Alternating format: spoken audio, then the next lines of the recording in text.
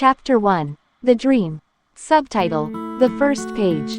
The bedroom was dark except for a faint sliver of moonlight slicing across the hardwood floor. Two twin beds faced each other from opposite sides of the room, their headboards pressed against pink and purple walls plastered with concert posters, fairy lights, and magazine cutouts of mystical creatures. A lava lamp pulsed gently in one corner like a sleepy heartbeat. The house was quiet, save for the soft hum of crickets outside and the ticking of an old owl-shaped clock above the closet. Anzar lay on her back, staring at the ceiling. Her sister friend Claudia had long since fallen asleep, wrapped in a burrito of blankets, softly snoring.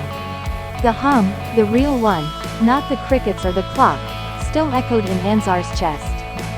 She couldn't shake it. It was like a feeling more than a sound. Like an invisible ripple still buzzing through her veins from the strange dream she'd had. It hadn't felt like a dream, though. Not really. Earlier that day, they'd walked home from school like usual. Claudia talked about the latest gossip. Who was dating who got detention, who might be getting a car for their birthday. Anzar had mostly nodded along, distracted by the growing weight of something she couldn't name. Now, lying there in the stillness, she finally reached for the old spiral-bound diary on her nightstand. It was a worn-out notebook, the kind you'd use for biology notes, with the name, Anzar, doodled across the cover in glitter gel pen. She flipped past the old pages, lists, sketches, musings, until she found a fresh one. The pen in her hand felt warmer than usual. She began to write. Last night, I saw a cave. Not just any cave, but one that breathed. It wasn't scary, just alive. There were glowing vines curling along its walls and something like music echoing from deep within it, but I couldn't hear it with my ears. I felt it in my ribs. I wasn't alone either. There was someone, or something, watching me. Not dangerous, just curious. Like it was waiting. I think it wanted me to remember something, but I don't know what. She paused, tapped the pen against her bottom lip, and glanced over at Claudia, who muttered something in her sleep and turned over.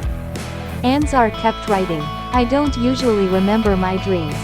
But this one, it's still here, in my bones. It felt real. And somehow, it felt like it wasn't just for me.